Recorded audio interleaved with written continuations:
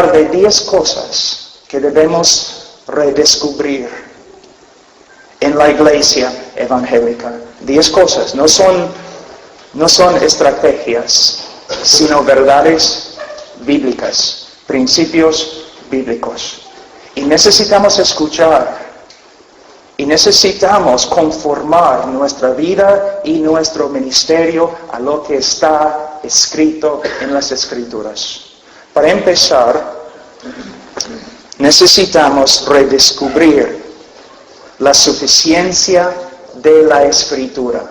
Vamos a 2 Timoteo, capítulo 3.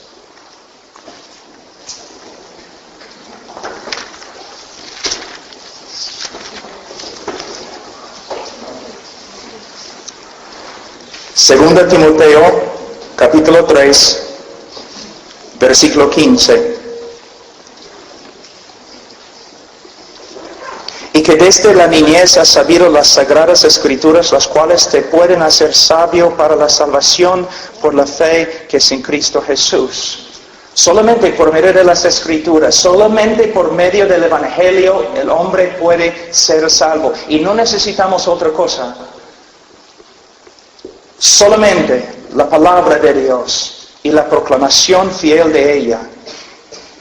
Toda la escritura es inspirada por Dios y útil para enseñar, para redarguir, para corregir, para instruir en justicia. Ahora, la palabra inspirar, significa que la Biblia fue respirada de la boca de Dios, ha salido de la boca de Dios, es su palabra. Y hemos visto en la creación que Dios habló y creó el mundo por medio de hablar. Su palabra tiene poder. Las palabras de los hombres no, pero las palabras de Dios sí. Y tenemos que aferrarnos a lo que Dios ha dicho en su palabra. Y dice, a fin de que el hombre de Dios sea perfecto, completo, suficiente, enteramente preparado para toda buena obra. Muchos de ustedes han escuchado de la inspiración de las Escrituras. Y si vas a ser cristiano, si vas a administrar en la iglesia cristiana, una de las cosas principales, tú tienes que creer en la inspiración de las Escrituras. Pero hay otra cosa, de igual importancia, la suficiencia de las Escrituras. Y te digo que muchos que dicen que creen en la inspiración de las Escrituras, no creen en la suficiencia de las Escrituras. Muchos hombres empezando iglesias, sembrando iglesias a través de este mundo, siempre van a los seminarios, a las conferencias para aprender un nuevo método de hacer crecer iglesias. Y muchos de los métodos tienen más que ver con marketing que con la palabra de Dios. No creen que la palabra de Dios es suficiente para enseñarnos cómo poner iglesias en este mundo, cómo edificar iglesias en este mundo. Todo lo que nosotros necesitamos saber como cristianos se encuentra en este libro. No necesitamos consultar los hombres de negocio, no necesitamos consultar los psicólogos, no. Solamente necesitamos estudiar la palabra de Dios. Y más que nos dependemos de la palabra de Dios, más que vamos a ver el Señor obrando entre nosotros. Ahora, hay algunas etapas muy peligrosas. Primeramente, la iglesia pierde el evangelio. Es lo que hemos hecho. Como voy a enseñar luego, nosotros necesitamos entender que hemos reducido el glorioso evangelio de Jesucristo a algunas leyes espirituales, algunos principios en un folleto, Y si una persona dice sí a cada pregunta evangelística, nosotros pronunciamos a esta persona salva. Y le decimos bienvenido a la familia de Dios. Casi no se predica en el día de hoy el Evangelio. Y puesto que no se predica, no hay poder. Y puesto que no hay poder en la iglesia, los ministros empiezan a buscar soluciones. Pero son soluciones de los hombres, la sabiduría humana, y no tienen valor. Tenemos que volver a las Escrituras para volver al Evangelio. Y cuando volvemos al Evangelio, como se encuentra en las Escrituras, vamos a ver el poder de Dios en este país o cualquier otro país. Tú puedes decir todo el día que España es muy duro, también los Estados Unidos, también Perú, duro.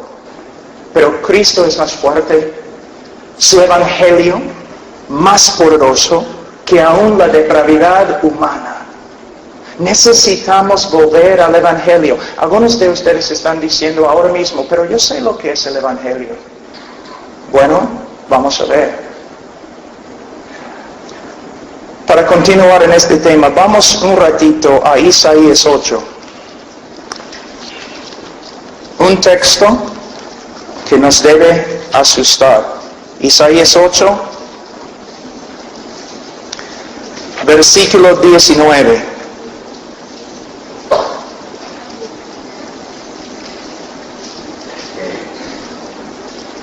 Y si os dijeren preguntar a los encantadores y a los adivinos que susurren hablando, responder, ¿no consultará el pueblo a su Dios? ¿Consultará a los muertos por los vivos? A la ley y al testimonio. Si no dijeren conforme a esto es porque no les ha amanecido.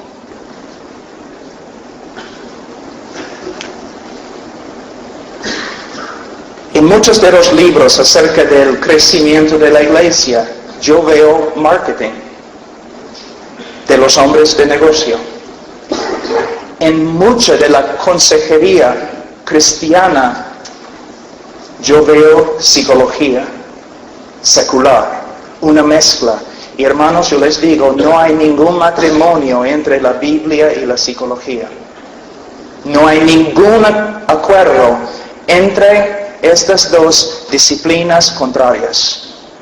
En vez de apoyarnos en la sabiduría humana, tenemos que volver a apoyarnos en la palabra de Dios. Y si una persona no habla conforme a las Escrituras, es porque no tiene luz. Pero ¿cómo vamos a saber si habla conforme a las Escrituras, a menos que nosotros estudiemos las Escrituras? Tengo una pregunta. ¿Cuántos de ustedes, no deben levantar la mano, pero cuántos de ustedes estudian la palabra de Dios por lo menos 4 horas cada día? No estoy riéndome. ¿Ok? ¿Cuántos de ustedes estudian la palabra de Dios 3 horas cada día? ¿Cuántos estudian la Biblia 2 horas cada día? ¿Cuántos estudian la Biblia 1 hora cada día? ¿Cuántos estudian la Biblia media hora cada día? Moisés dijo que no es una pequeña cosa, es nuestra vida. Mi pregunta es, ¿dónde están los hombres de Dios? Me parece que todos han llegado a ser administradores, hombres muy ocupados, pero no hombres que simplemente se quedan allí en silencio ante el trono de Dios. Hermanos, este libro tiene todas las respuestas, pero nosotros tenemos que trabajar. Es como una mina, pero hay que clavar.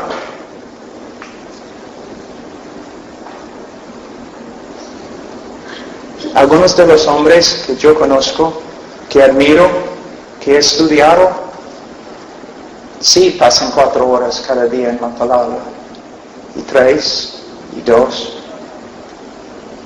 Es necesario. Si eres pastor, tienes que volver a tu trabajo, tu tarea principal. Estar en la presencia de Dios. Pero estoy demasiado ocupado para hacer tu tarea más importante.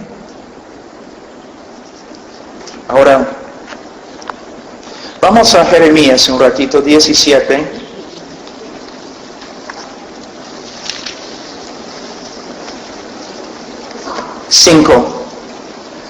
Así ha dicho Jehová: maldito el varón que confía en el hombre y pone carne por su brazo, y su corazón se aparta de Jehová. Será como la retama en el desierto, y no verá cuando viene el bien, sino que morará en los sequedales, en el desierto, en tierra despoblada y deshabitada. Un lugar que es como un desierto espiritual. ¿Una vez has dicho de España que es casi como un desierto espiritual? Entonces, ¿cómo vamos a arreglar el problema? Por medio de dejar de confiar en nuestra propia fuerza, nuestra propia sabiduría, y aferrarnos a la palabra de Dios.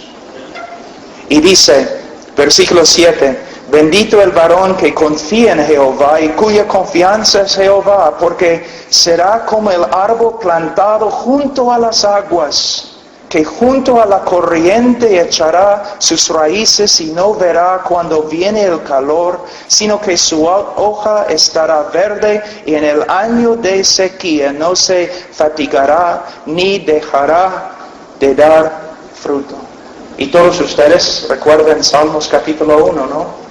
Dice básicamente lo mismo. El hombre que medita en la palabra de Dios de día y de noche. Ahora, otra cosa, tenemos que redescubrir, el segundo punto, tenemos que redescubrir el estudio y el ministerio de la palabra. Vamos un ratito a Hechos capítulo 6. Hechos capítulo 6.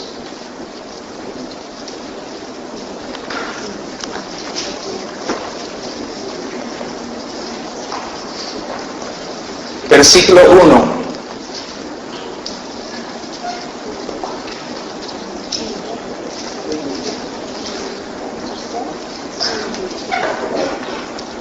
En aquellos días, como creciera el número de los discípulos, hubo murmuraciones de los griegos contra los hebreos, de que las viudas de aquellos eran desatendidas en la distribución diaria. Entonces los 12 convocaron a la multitud de los discípulos y dijeron, no es justo que nosotros dejemos la palabra de Dios para servir a las mesas. Servir a las mesas es importante, es un ministerio muy importante. El Señor dice que si nosotros no damos alimento a los pobres cristianos, ni somos cristianos. Pero escuchen lo que la palabra de Dios está diciendo. Los apóstoles sabían que su ministerio principal era la palabra de Dios. Dios, ¿cuántas veces ha dicho que su pueblo se destruye por falta de conocimiento? Y tiene que recibir conocimiento del púlpito, sí, pero también por medio del ejemplo del pastor. Cuando ven a un pastor dedicado a la palabra de Dios, ellos también se motivan a dedicarse a la palabra. Y también dice en versículo 4, y nosotros persistiremos en la oración y en el ministerio de la palabra. Es imposible tener un ministerio de la palabra de Dios sin un ministerio de oración. Los hombres que admiro, Spurgeon, el gran predicador de Inglaterra, también era un hombre de oración. Tozer, el profeta de los Estados Unidos, un hombre de oración. Calvino, un hombre de oración. Lutero, un hombre de oración. Los puritanos, David Brainerd, hombres de oración. Hermanos, es nuestra tarea principal vivir en la palabra de Dios y orar una vida saturada en la palabra de Dios, una vida saturada en la oración. Ahora, yo sé que estamos saltando a muchos versículos, pero vamos a continuar. Vamos a Esdras. Esdras. Capítulo 7. Porque Esdras, versículo 10, porque Esdras había preparado su corazón para inquirir la ley de Jehová. Él había decidido en su corazón, con la parte más profunda de su ser, un compromiso profundo. Él había decidido a dedicarse al estudio de la palabra de Dios. Pero no solamente estudiar, cumplir lo que él encontró en la palabra de Dios acerca de la voluntad de Dios. Entonces, un hombre que estudia y un hombre que se preocupa por la santificación. Un líder en la iglesia tiene que ser un hombre entregado. Un hombre que tiene progreso que se ve. Una persona puede, después de 3, 4, 5 años, puede observar su vida y ver que está creciendo. Mire, el pastor es más maduro ahora, está creciendo más. La esposa mirando a su esposo. Yo puedo ver que mi esposo está creciendo en la palabra de Dios y está conformándose más y más a Cristo. Los hijos mismos pueden ver a sus padres creciendo en su obediencia a la palabra de Dios. Y dice, para inquirir la ley de Jehová y para cumplirla y para enseñar en Israel sus estatutos y decretos. 3 etapas muy importantes. ¿Sabe que todos tienen su opinión, no? Acerca de todo. Y dicen que tienen el derecho de tener su opinión. Pero la opinión de los hombres no tiene ningún valor. Siempre queremos hablar, pero primeramente necesitamos estudiar para que cuando abramos la boca, la palabra de Dios salga y no nuestras opiniones. La palabra de Dios.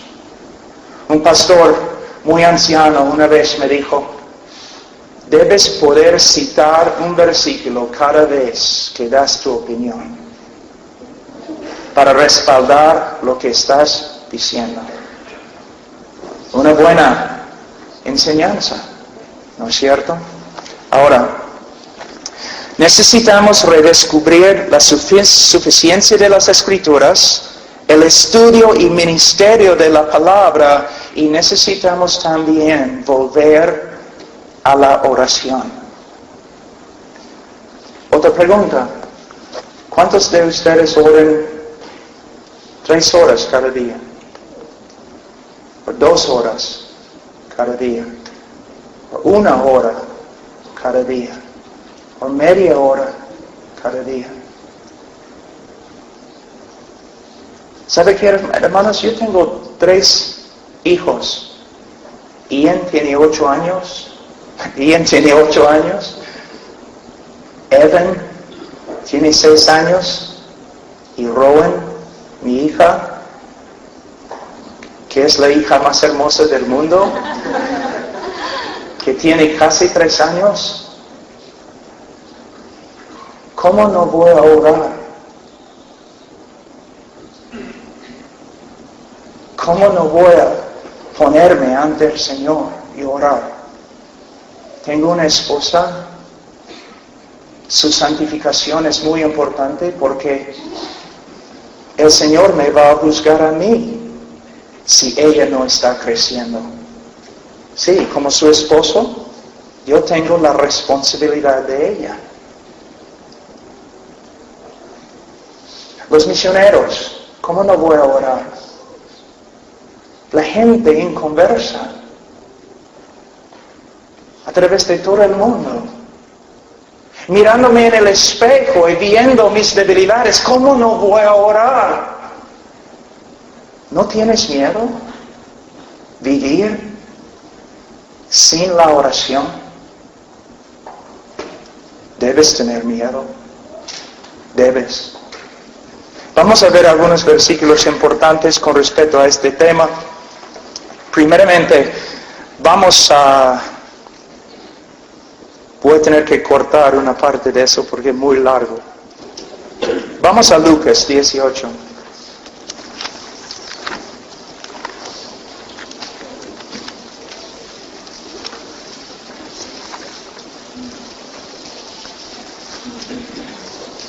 Versículo 1.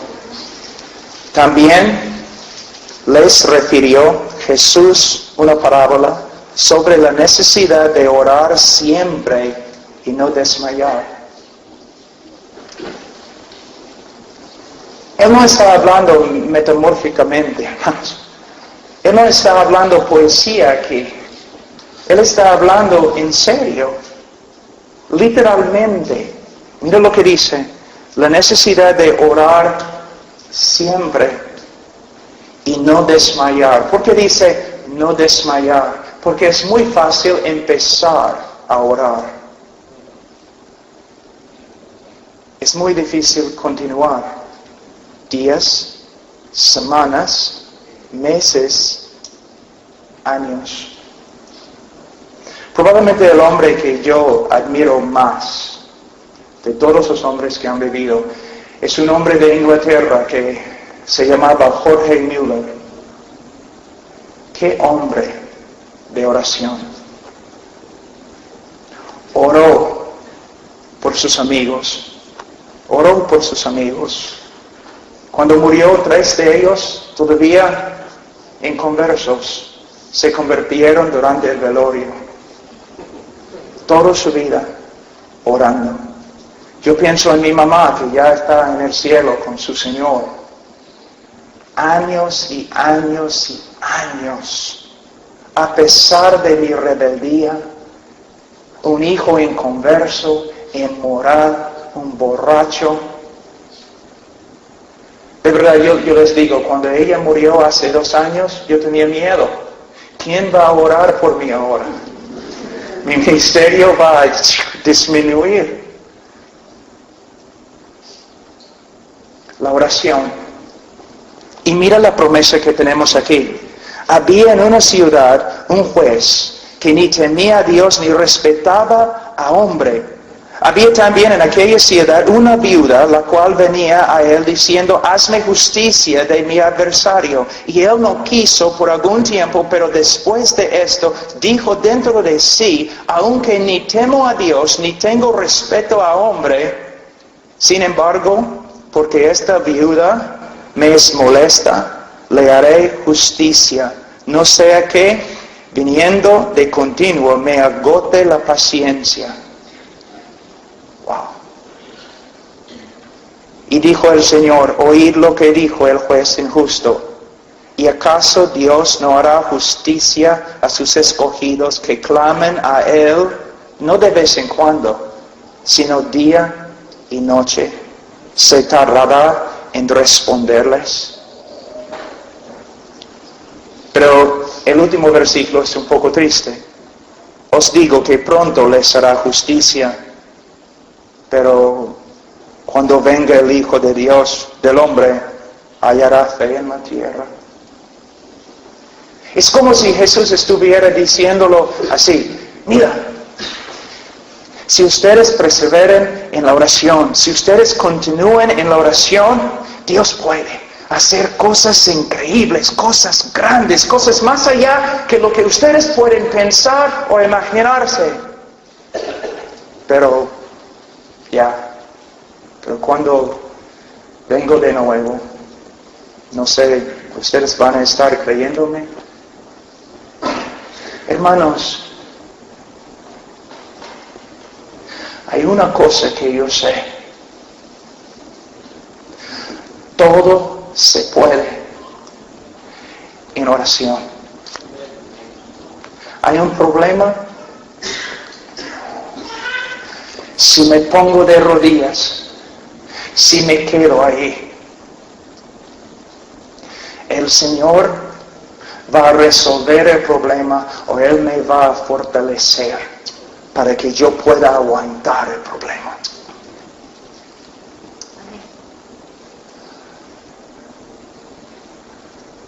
Un hombre que ora puede tirar las puertas grandes, puede mover montañas.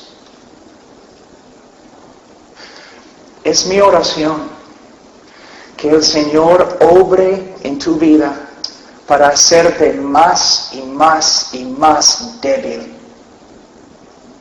para que tengas que aferrarte más y más a Él en la oración. Y más que oras, más que verás el poder de Dios. En el día de hoy hay un redescubrimiento de las verdades antiguas, de Spurgeon, de Martin Lloyd Jones, de los puritanos. Y yo regocijo en todo eso. Pero no solamente necesitamos la doctrina, necesitamos su manera de vivir. No solamente conocían a Dios, esos hombres también oraban a su Dios y veían lo que su Dios podía hacer. Hermanos, Dios es absolutamente soberano. De eso no tengo duda. Pero en el misterio de su providencia hay tantas cosas que no tenemos. Tantos milagros que no vemos porque no oramos. No oramos. Y no continuamos en la oración.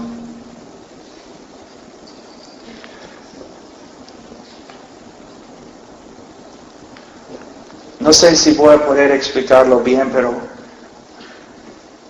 una cosa que temo, estar ante el Señor. Y Él me dice, Pablo,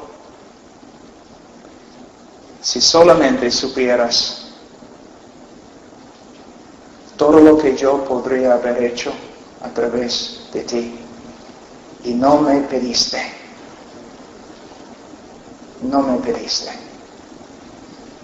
Confiaste en tu brazo y no confiaste en mí. Sí, Pablo, estabas trabajando y trabajando, agotándote en mi nombre. Pero en vez de trabajar tanto, deberías haber orado. Martín Lutero dijo,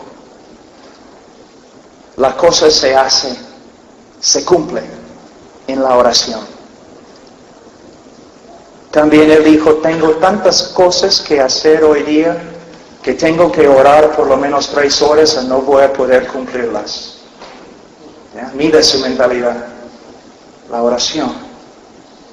Ahora, también vamos un ratito a Mateo 7, es uno de los textos favoritos míos. Mateo 7.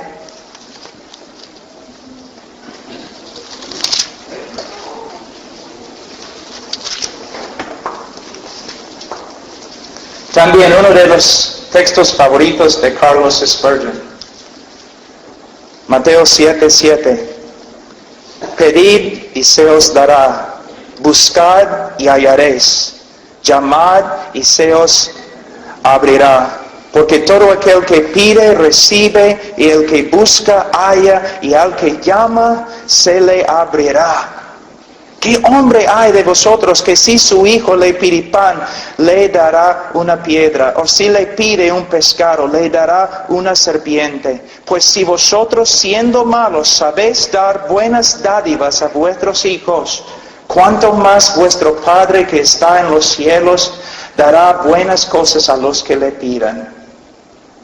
Es una promesa. Una promesa, no solamente a los apóstoles, no solamente a la iglesia en el primer siglo, es una promesa para nosotros, para nosotros. ¿Vas a creer? ¿Vas a creer? ¿Vas a correr al trono de Dios? ¿Vas a quedarte ahí pidiendo hasta que el Señor diga sí o el Señor cambie tu corazón? Sí, es soberano, pero Él desea dar mucho más que lo que nosotros podemos creer. Es muy triste en el día de hoy. Todos nosotros en el mundo en el día de hoy tenemos que pelear contra el humanismo, el pensamiento secular, los gobiernos antibíblicos, todo.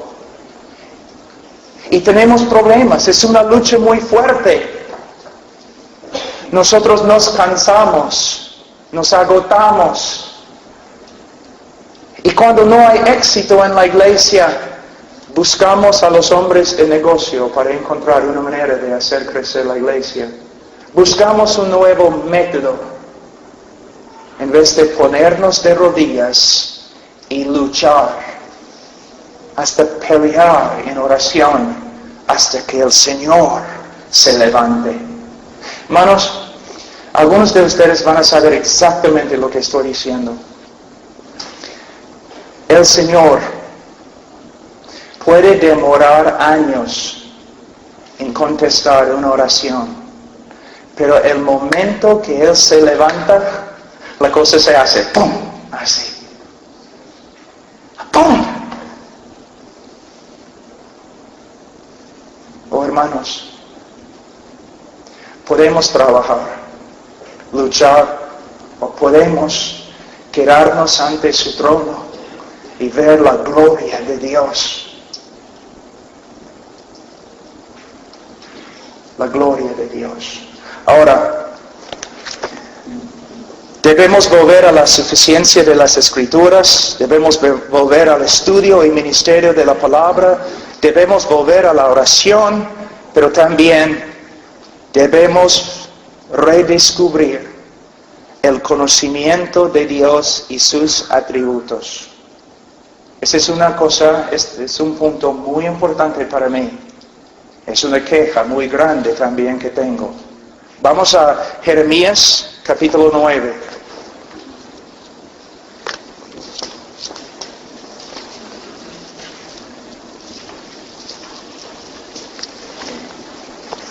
Versículo 23.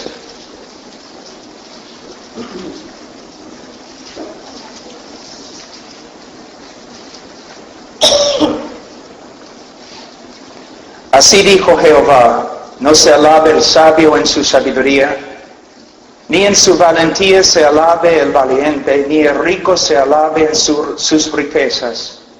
Mas alábese en esto el que se hubiere de alabar, en entenderme y conocerme, que yo soy Jehová, que hago misericordia, juicio y justicia en la tierra, porque estas cosas quiero, dice Jehová.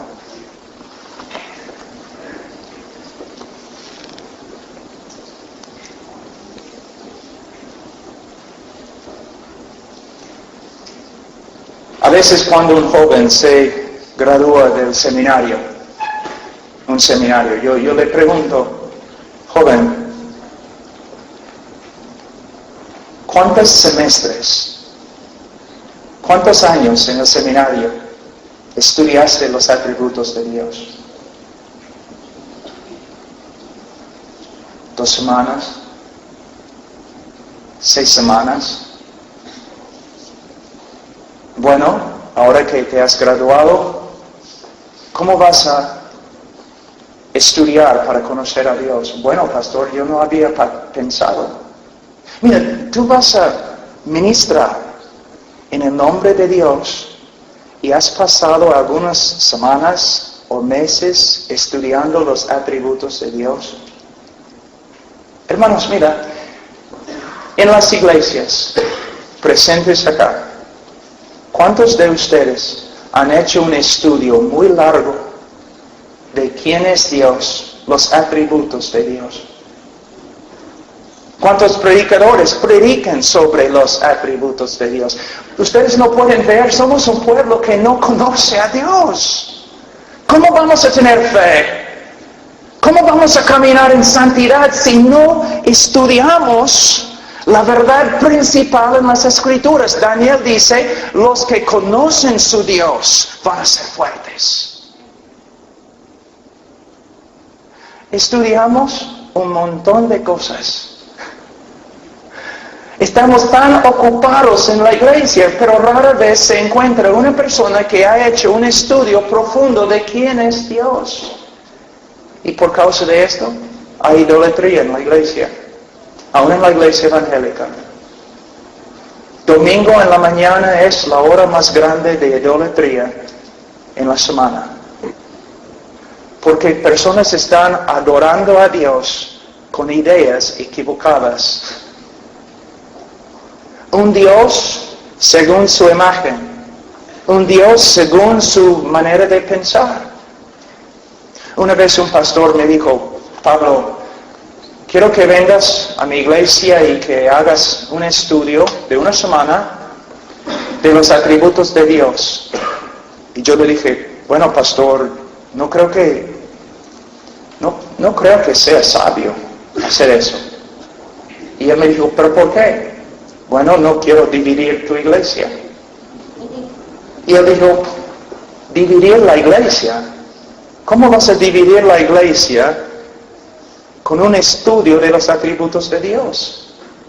Y yo le dije, bueno, cuando yo empiezo a enseñar la doctrina de Dios, según las Escrituras y conforme a la historia de la iglesia, una enseñanza clásica, conforme a los reformadores, los puritanos, Spurgeon. Si yo enseño tu iglesia lo que ellos enseñaban y lo que se encuentra en las Escrituras, cuando yo empiezo a enseñar sobre la soberanía de Dios, o la justicia de Dios, o la ira de Dios, va a haber personas en tu iglesia que se van a levantar y van a decir, este Dios no es mi Dios, no es el Dios que adoro.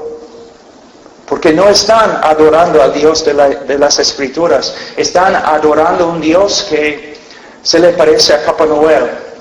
De verdad, hermanos. Mi Dios es un Dios de amor, mi Dios también. También mi Dios es un Dios que tiene indignación todos los días. Mi Dios es un Dios que salva, también el mío, pero también mi Dios es el Dios que mata y juzga y condena. Mi Dios es el Dios que edifica, el mío también, y también destruye. Y hace todo lo que Él quiere en el cielo y la tierra y el infierno. No es un Dios humanista, es un Dios teocéntrico, cristocéntrico. Un Dios que dice, todo lo que he hecho para mi Hijo. Creo este mundo para mi Hijo. Si te he salvado, es para mi Hijo. Si creo un mundo nuevo, un cielo nuevo, una tierra nueva, es para mi Hijo. Vivimos en el día de hoy en la iglesia evangélica, todo se centra alrededor del hombre. Todo para el hombre. No. Todo para Él. Todo para Él. Todo para Él.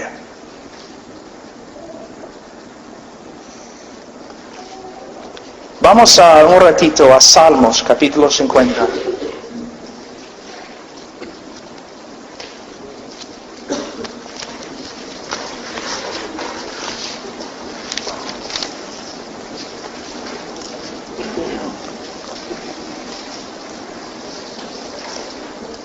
El pueblo que no conoce su Dios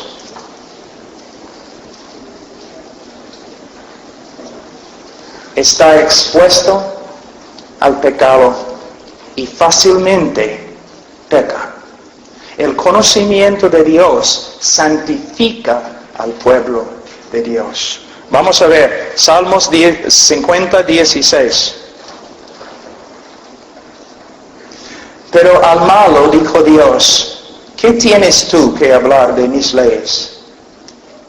Y que tomar mi pacto en tu boca. Pues tú aborreces la corrección y echas a tu espalda mis palabras. Si veías al ladrón, tú corrías con él, y con los adúlteros era tu parte. Tu boca metías en mal, y tu lengua componía engaño. Tomabas asiento y hablabas contra tu hermano, contra el hijo de tu madre ponías infamia. Estas cosas hiciste y yo he callado. Pensabas que de cierto sería yo como tú. El problema más grande en la iglesia evangélica es que nosotros creemos que Dios es como nosotros. Que Dios está de acuerdo con nosotros. Nosotros pensamos que el pecado no es gran cosa. Entonces, ¿Dios también piensa igual? No. Nosotros pensamos que la separación del mundo no es algo importante y nos acercamos a Dios sucios, contaminados, pensando que Dios es igual como nosotros. Mira, hermanos, Dios no es como nosotros. Dios no es como nadie. Una pregunta que escuché una vez un teólogo, R.C. Sproul. Él preguntó una vez, ¿qué es más cerca a Dios? ¿Más como Dios? ¿Un arcángel o un gusano? ¿Cuál de los dos es más como Dios? ¿Un arcángel o un gusano? La respuesta, ninguno. Porque no hay nadie como Él. Nadie. Él no es como nosotros, simplemente más grande. No, Él no es como nosotros. Y Dios no va a conformarse a nosotros. Tenemos que conformarnos a Él. Pero no podemos hacerlo si el mundo nos influencia más que las Escrituras. Tenemos que conocer a Dios. Un punto más y vamos a terminar esta lectura. Tenemos que volver al Evangelio verdadero, bíblico, histórico.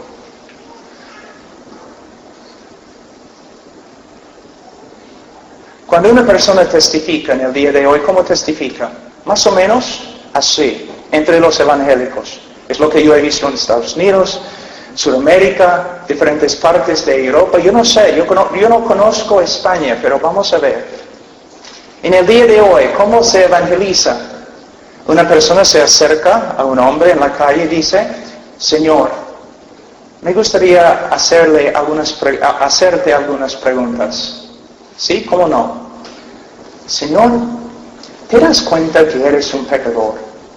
Y él dice, pues sí, todos somos pecadores, ¿no? Sí, somos pecadores todos. Señor, ¿te gustaría ir al cielo?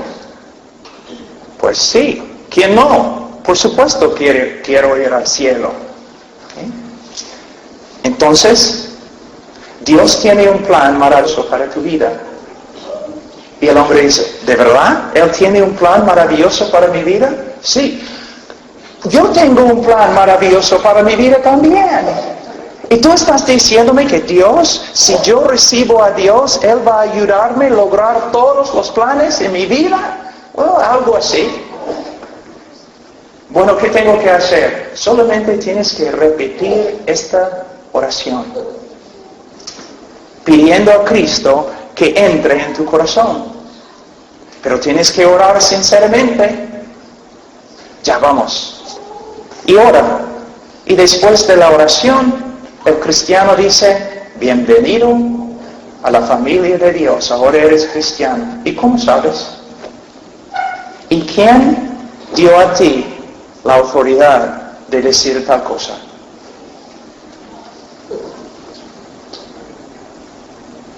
A menos que eres el Papa, no tienes este poder. Mira, si una persona dice que es un pecador, no significa nada. El diablo sabe que es pecador. La pregunta no es, Señor, ¿sabes que eres pecador? La pregunta es, Señor, te he predicado el Evangelio. ¿Has escuchado las buenas noticias de Dios en la persona de Jesucristo? ¿Ha cambiado tu corazón? ¿El pecado que antes amabas, ahora odias? ¿La justicia que antes odiabas, ahora amas? Señor, mientras yo te he predicado el Evangelio, ¿el Señor ha hecho algo en tu corazón? ¿Has cambiado? Y la pregunta no es, Señor, ¿te gustaría ir al cielo? La pregunta es, Señor, ¿quieres conocer a Dios? El Dios que has aborrecido, el Dios que has ignorado toda tu vida. Algo ha pasado a tu corazón. Ahora tienes un deseo conocer a Dios. Y una invitación para recibir el Evangelio no es una oración que una persona debe repetir. Cristo no dijo, el tiempo se ha cumplido, el reino de Dios ha venido. Ahora, ¿quién quiere pedirme para que yo entre en su corazón? Él dijo que el hombre tiene que arrepentirse y creer. Pero el mensaje del Evangelio también no se predica en el día de hoy. Mira, el eje, el centro del Evangelio es un problema, un dilema. Si Dios es justo, Él no te puede perdonar. Ese es el problema principal y una parte esencial del Evangelio. Si Dios es justo, Él no te puede perdonar. ¿Por qué Cristo murió en la cruz? Porque si Dios es justo, Él no te puede perdonar. Les voy a dar un ejemplo. Vamos a decir que tú regreses de la conferencia, llegues a la casa y un asesino ha matado a toda tu familia.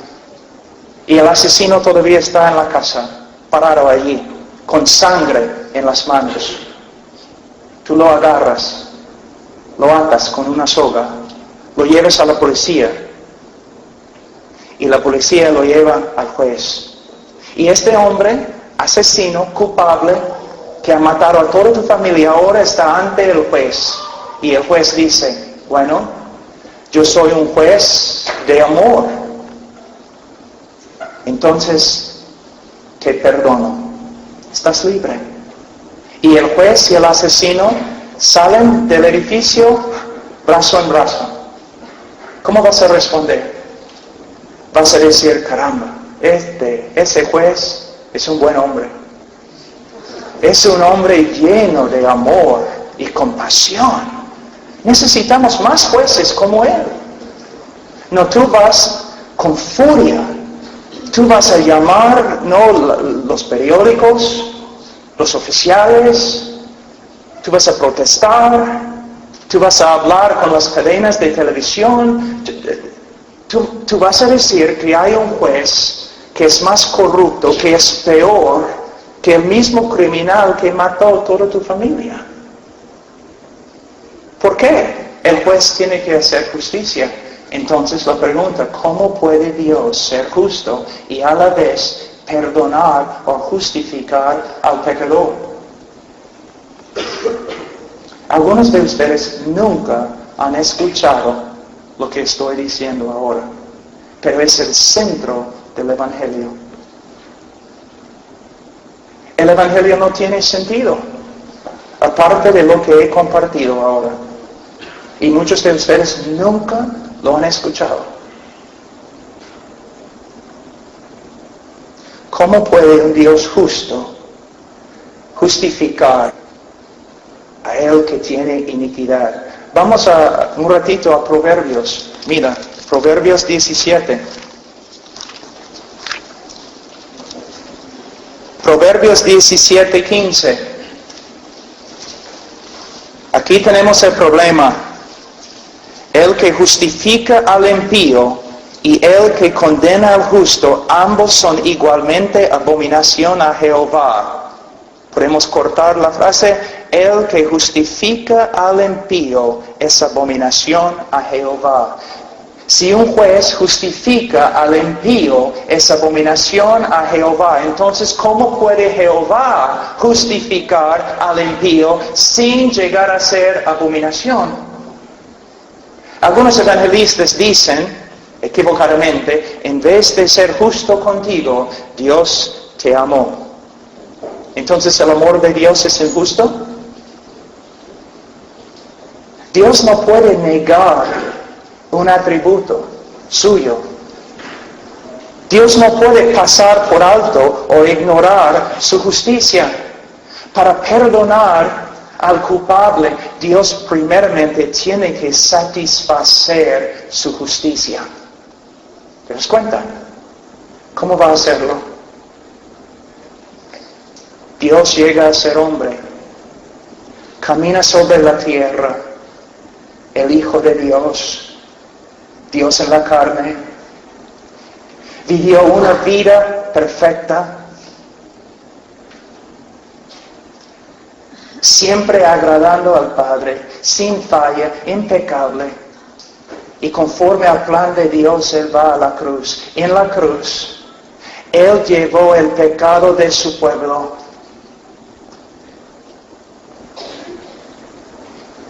Y toda la ira, toda la furia, todo el aborrecimiento de un Dios santo y justo contra la maldad cayó sobre su propio Hijo. ¿Han leído en Isaías?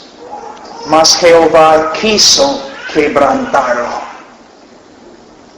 Cristo tomó, bebió la copa. ¿Qué estaba dentro de la copa? La ira de Dios. ¿Tú piensas que Cristo estaba en Getsemaní temblando y orando con angustia porque tenía miedo de una cruz romana? ¿Un látigo? ¿Cómo puede ser? Porque la historia nos dice que los mismos discípulos de Jesucristo, los primeros 3 siglos en el Imperio Romano, muchos de ellos fueron crucificados y al revés, cubiertos de brea y prendido para proveer luz para las calles de Roma. Y la Biblia, la historia dice que muchos de ellos subían a la cruz cantando himnos y gozoso porque podían sufrir en el nombre de su Señor. Y tú vas a decirme que el capitán de su salvación está en Getsemaní con angustia. Hermanos, él no temía la cruz. ¿Qué temía? Dios mío, ¿por qué me has abandonado? En la Santa Trinidad,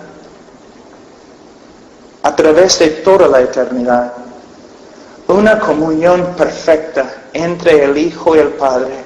Dios no creó el mundo porque tenía necesidad. Él creó el mundo por causa de su superabundancia, y Él creó el mundo para su Hijo. Pero en la cruz, esta relación rota. Alguien tenía que sufrir fuera de la esencia favorable de Dios. Alguien tenía que beber la copa de la furia, el odio, el aborrecimiento de un Dios santo. Cristo, cuando Él tomó la copa, cuando bebió la copa, Él dijo, consumada es. ¿Qué significa? Con su muerte, Él satisfizo una vez para siempre la justicia de Dios contra nosotros.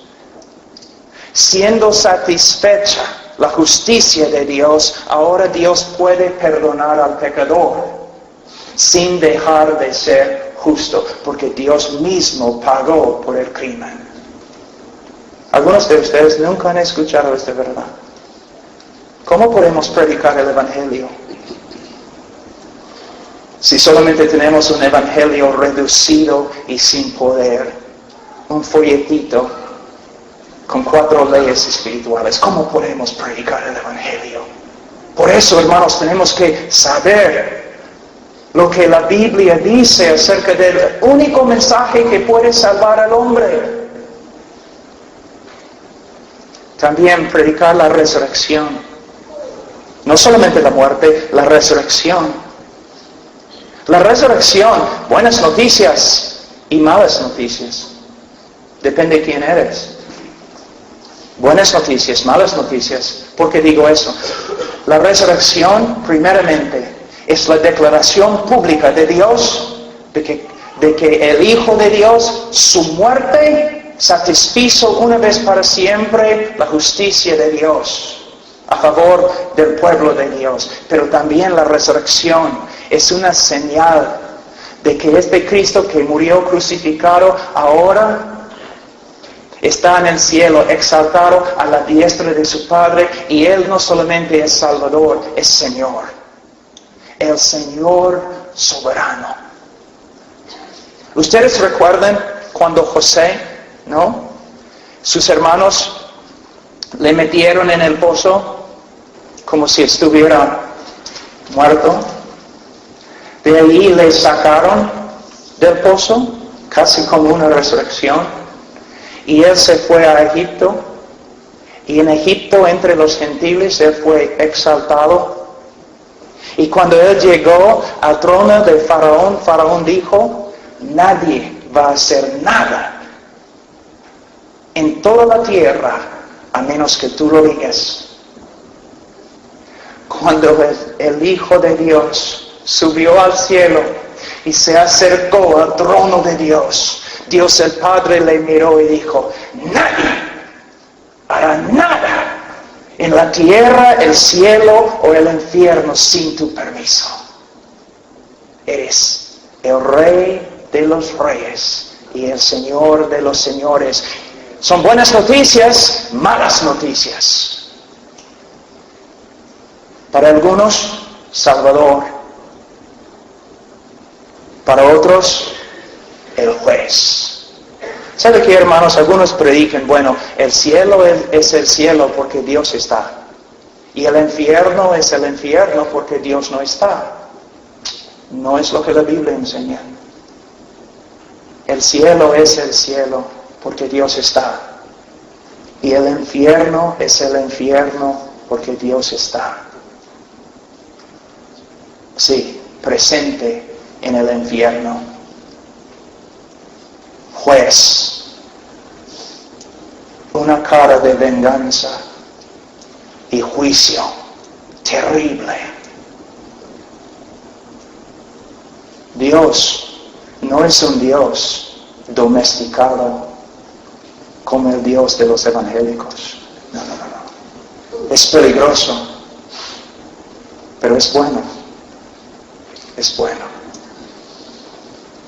Otra cosa, después de predicar el Evangelio, no debemos manipular a las personas. No debemos manipular.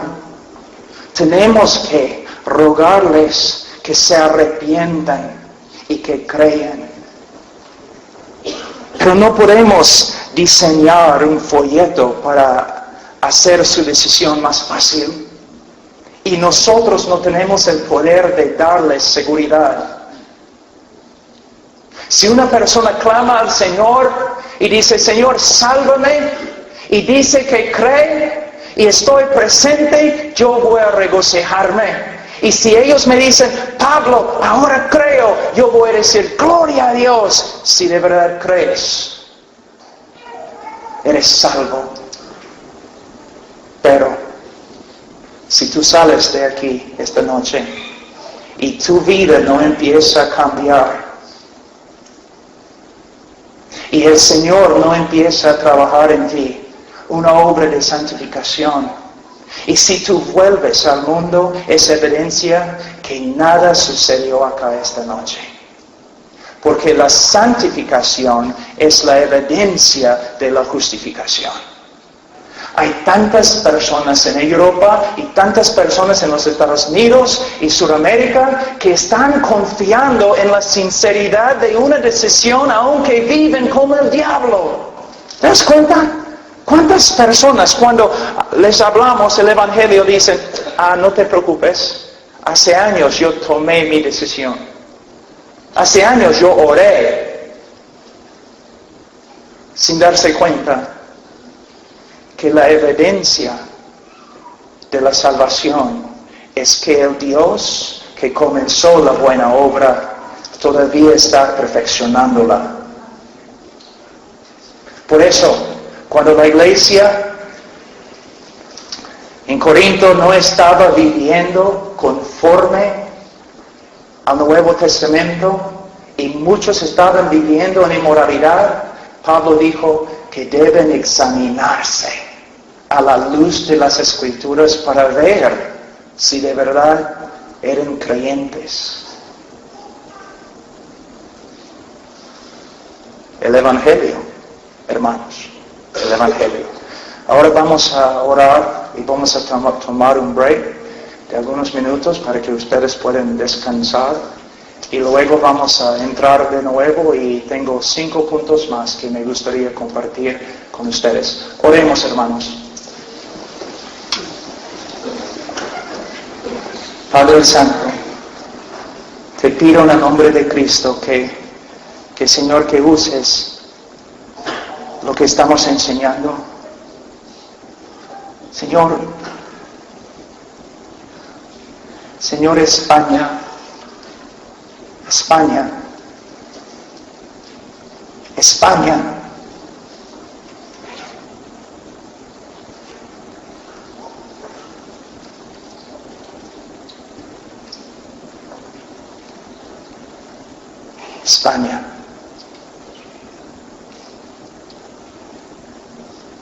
España, Señor.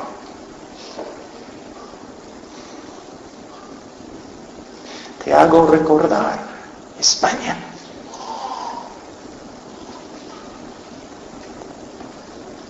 Señor de todas las naciones, de todos los pueblos, de todos los idiomas.